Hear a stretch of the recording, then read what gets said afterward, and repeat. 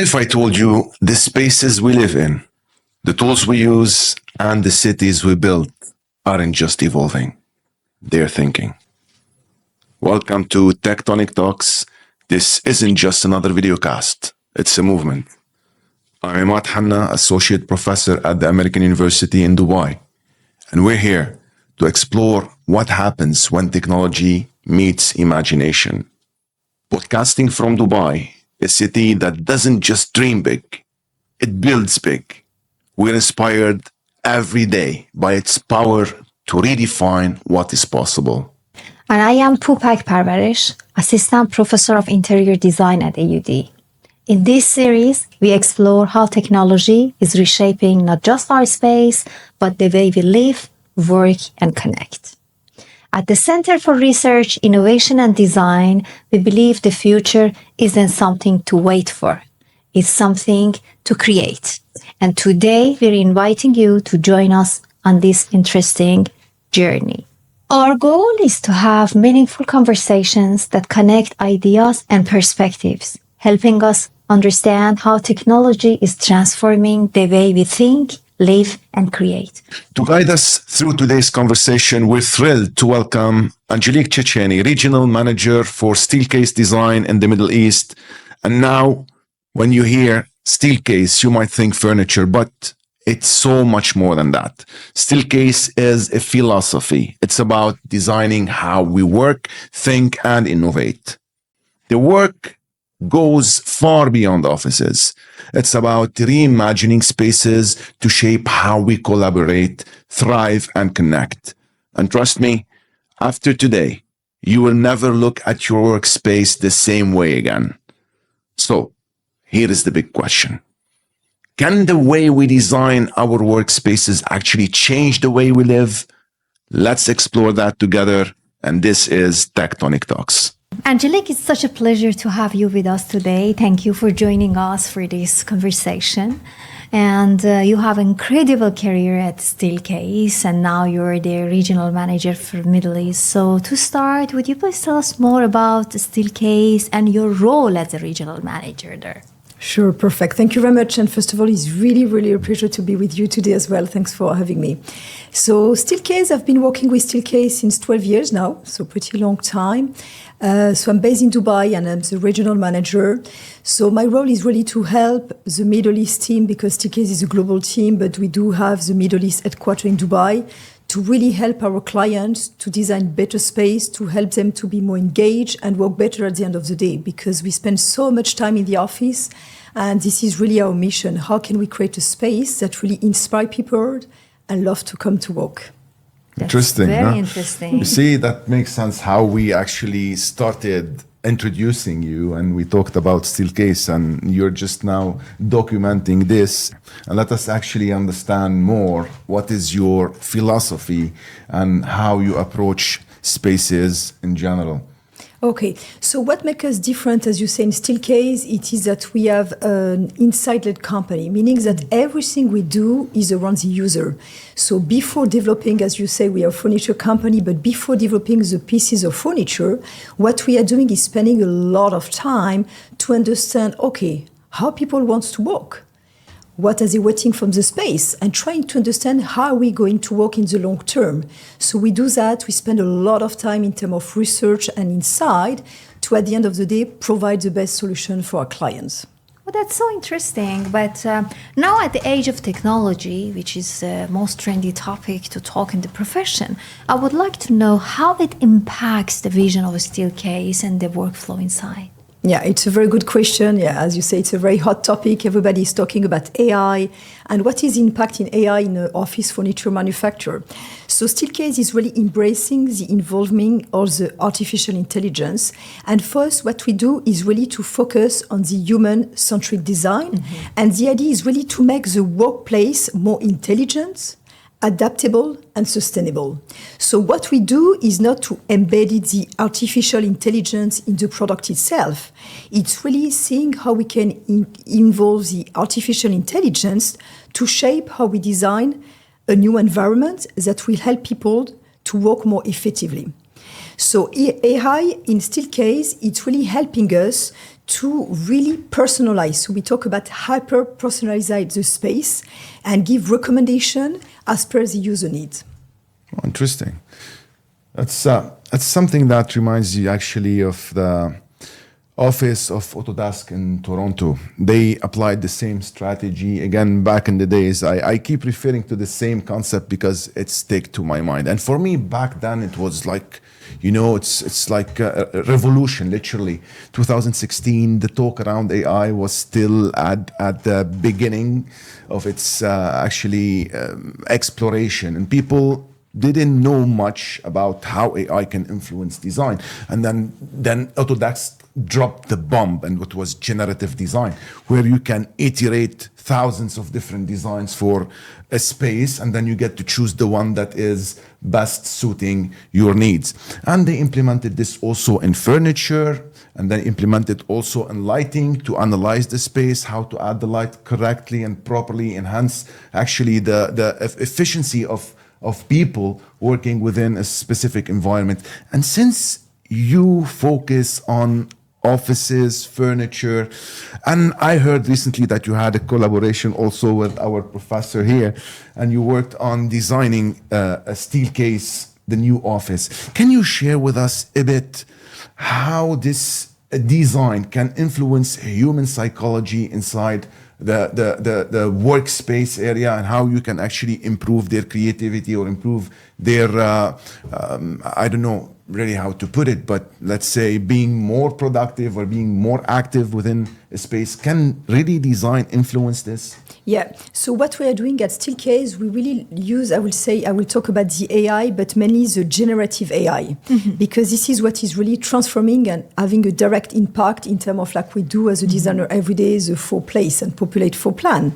So for us, we managed to have a phenomenal amount of data. So since 2020, we collaborate across the globe with all our dealers to get all the data. Okay, when you design a space, what do you do? Which product, for which need, which company, industry can change as well the product selection. So we gather all this data. So we have more than 100,000 of floor plan. We have millions of applications, and we gather all this data to be able to really starting to make an automation in terms of the design itself.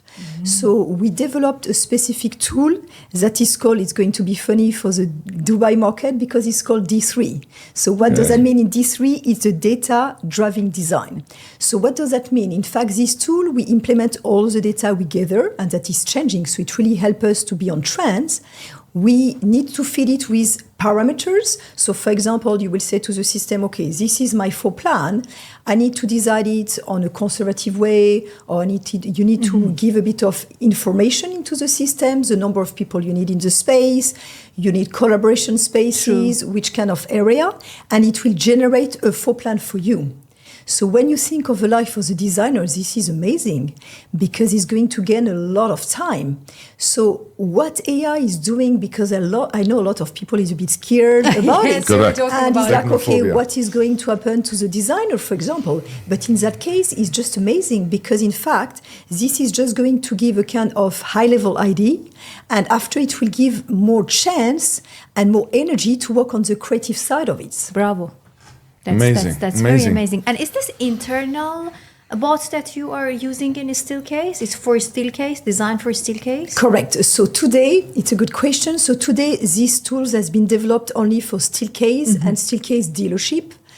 So is a smart tool in the US. So yes, it's typical for Steelcase internal, but yeah, when we start the conversation with outside designer, it was a lot of interest around this tool. So maybe in the future it may be extended. That's very interesting because in our series of Videocast, we had sessions with different professionals, and it comes to my mind that firms started to design the internal bot tailored based on the needs that they want, the type of clients they have, the type of the project, and this is very promising in integrating AI into our profession. But how people who are working in Steelcase are adapting to this new wave of AI and technology? So it can be a bit challenging, and I will say that the biggest challenge is more for the people, as you say, to really see the value. And even all this like AI literacy that we heard about the topic. So for us, it takes a lot of training. So internal training at Steelcase for us internally to be confident and really see the value it can bring, and as well training to all the dealership and clients so they see that as a benefit, as an added value, and not as a threat. Angelique, hearing from you this interesting approach of actually implementing AI in your firm and how you started by developing D3. So if you want to refer to it as D3 or data-driven design, which is impressive, of course, because people are approaching AI from, I mean, not everyone, but most of the people, I would say, and I've seen around, approaching AI from one perspective. It's like communicating with an existing platform. Few people like yourself, I believe, have this extended mindset, understanding how to apply these cutting-edge technologies in a different way by training these models to customize a platform that is reflecting your identity as Steelcase. And that was really amazing. And I wanted to hear a bit more because I was scratching the surface on what you guys are doing. And I heard a bit that there is something even more interesting that is cooking. Yeah, correct. Do you mind share with us actually what are you guys up to? Yeah, sure, no problem. So as I told you, we have this data design that is already working. It's already dealer designer already implemented it. And on top of it, what we see, because how we see AI, the idea is how AI can help you to do your job better and easier. This is what we want at the end of the day.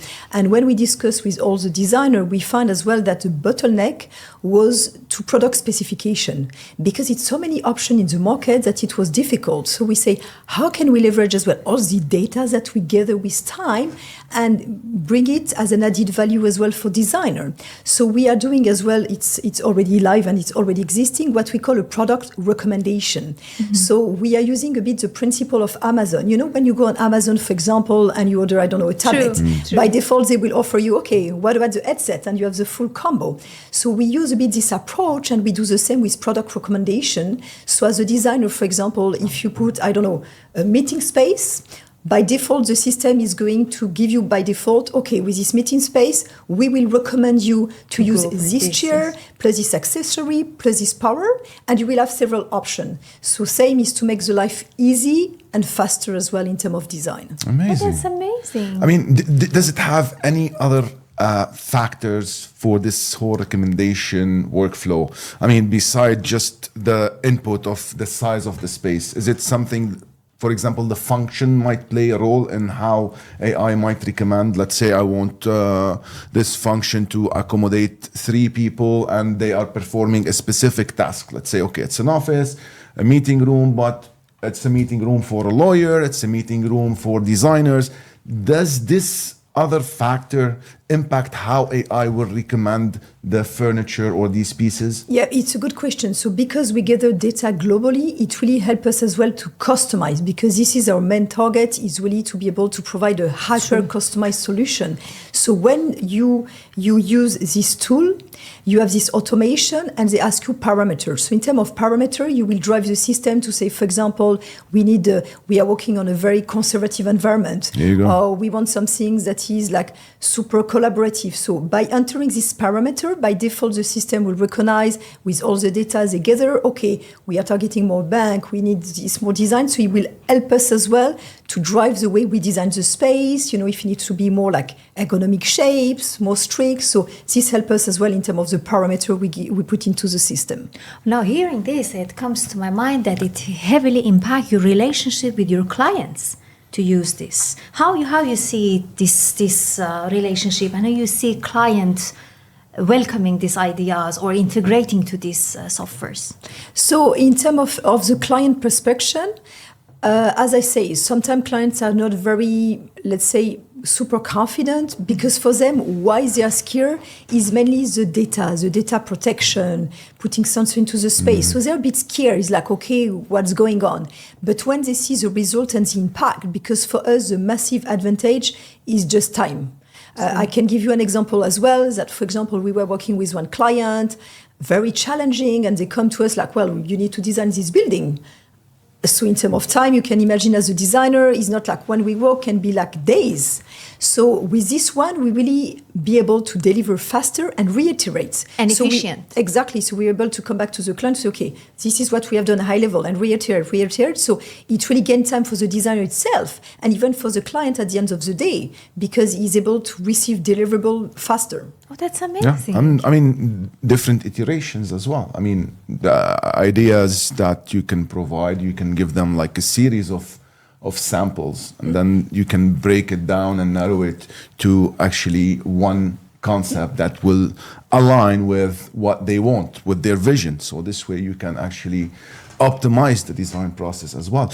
And this is fascinating, hearing this from you, really, having you here and getting all of these information that I believe everyone is interested to hear. And yes, this is happening here in Dubai. I mean, we have the brilliant minds, we have the best technology, and we are evolving with the city. And I want to be on the bright side, yes? I want to be on the bright side, but I'm sure you have a lot of challenges happening. You're dealing with so many things, trying to set this properly, correctly, ethically in your firm, and actually distributing this new tasks among your employees. So let me go straight forward and ask you, what are these challenges and how you're working around it? Sure. Angelique? Challenging, as you say, we like to see the bright thing and see the positive, but it is a challenge. So the main challenge we are facing will be mainly around the data management and the quality of the data as well, because having data is great, but we need to be sure that it's quality that we can use and is going to feed us with good insight. So it's really the data, the quality of the data. And as well, it's be sure that AI solution respects the user privacy and the data security. So this is what the client may be a bit skeptical. You know, okay, what about my privacy? So this is a bit the topic that is a bit like, we like it, but what about privacy, protection? And as I mentioned as well, it's a big challenge as well, is to bring the team up to speed with the AI literacy, because we talk about it, but not everybody is comfortable to talk it. And some people doesn't want to face the reality that is coming, and you just need to embrace it. This is a very, very important point that you highlight, that there is a kind of resistance among the professionals to welcome this and to get to train themselves and to come to join the club. Yeah. But my Join the question club. is that if by, let's say, this D3, they might ask this question, the audience, that, okay, if I am uploading the plan and giving some information about the plan, and then the D3 is coming with some alternatives for the different, let's say, arrangement, then where is the human touch? Where is that creativity part? How you can answer to that question? Yeah, so I will answer that for a designer. I think this is just positive, because as a designer, you love to create things. You love to have time for that. But when you work in a full plan, it just takes too much time. It's very time consuming. So end of the day, you work, okay, I need to feed this square foot, this number of people is a space, and can be boring with time. So by leveraging that, the big advantage it is at the end of the day, you have a kind of first high-level draft, and we need your expertise, your creativity to play with it. But at least it gives you a first draft faster. So you will gain, depending on the side of the full plan, but you can gain a day, you can gain weeks.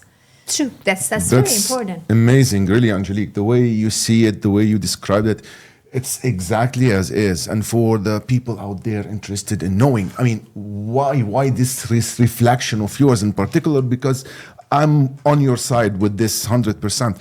Imagine we have to analyze the functions, the amount of space needed for each and every function, the orientation as well based on the sun, because, I mean, depending on the functions, what kind of activities we are performing in a specific space, all of these factors should be considered in order to start working on the distribution of these functions within our plan. And imagine that you have an assistant, like with an extremely smart assistant with the ability to analyze all of these data, all of these factors, and give you not just one actually alternative. You have yet hundreds different alternatives that you can choose the one that is most suitable for you. And like you said, freeing your time and your team's time to focus on more creative aspect of the design, to actually connect in a philosophical way and more like a human-centric way with the people that you're designing for. Correct. And something that I wanted to add as well, that I find it super powerful, it is that because we continue to gather all this data, and as you know, today data is just enormous. I mean, we got more and more data. It really helps us to be sure that we are up to speed, because the data is feeding, so it's following the trends. So let's say that if the data really is that, oh, we used to design this way, but currently, like, I'm seeing new design and new trends, we will implement it in the new design. So it's super powerful because it's following the trends.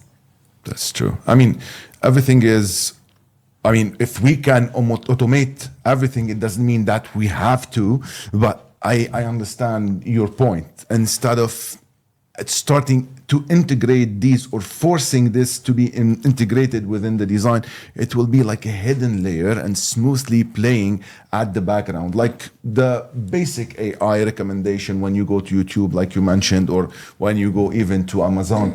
So I definitely agree with you, and I think you said a lot of information that are extremely beneficial for all our audience out there. But I still want to ask you, do you have anything, like a personal thing that you love to share with our young designers, our students, and the future designers that will be building actually everything around us?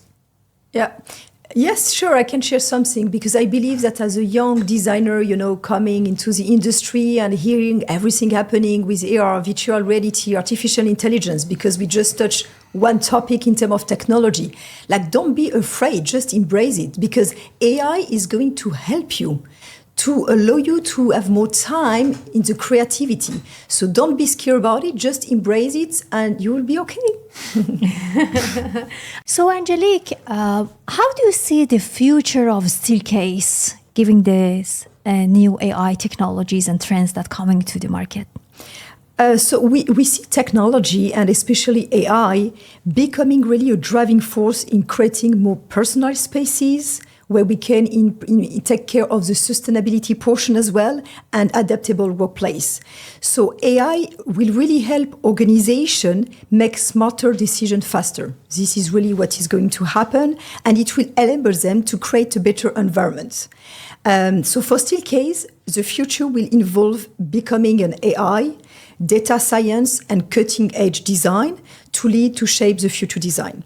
And something that we believe at Steelcase, a big shift that is going to happen for us, it's really that AI will be becoming an invisible force behind us. And something I didn't mention as well regarding how Steelcase is leveraging AI as well. We use it as well in order to reach our sustainable goal. Because as Steelcase, we are targeting to be a carbon neutral company by 2050. That is an ambitious goal. And we are already leveraging AI to explore solutions, like in a way we remanufacture our product. How can we be better in terms of our waste and carbon emission as well? Oh, fantastic. amazing. It's so amazing and inspiring to hear that. Thank you for sharing that side with us. Thank Exactly. you. Especially now with, like you mentioned, cutting edge technologies like additive manufacturing, artificial intelligence.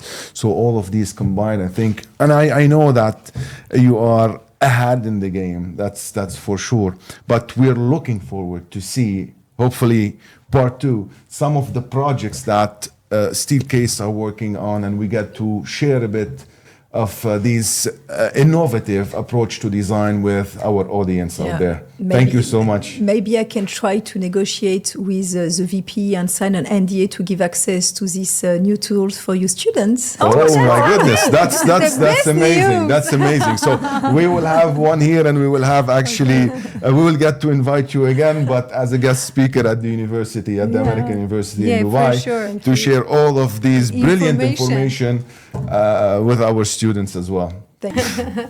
Angelique, thank you so much for being with us today. That was amazing to hear your insights and see where Steelcase stands beyond the functionality to create spaces that connect people and make them live and work productively. Thank you so much. Thank you so much. It was my pleasure. Thank you. The pleasure is ours, really. We had an amazing session, I would say, with you, full of fruitful information that we received and our audience as well. Thank you so much. My pleasure. To our audience, conversations like these are what Tectonic Talks is all about. Exploring how technology and design are shaping the way we live, work, and connect. Don't forget to subscribe and join us for more inspiring conversation on Tectonic Talks. And until then, keep imagining and creating the future.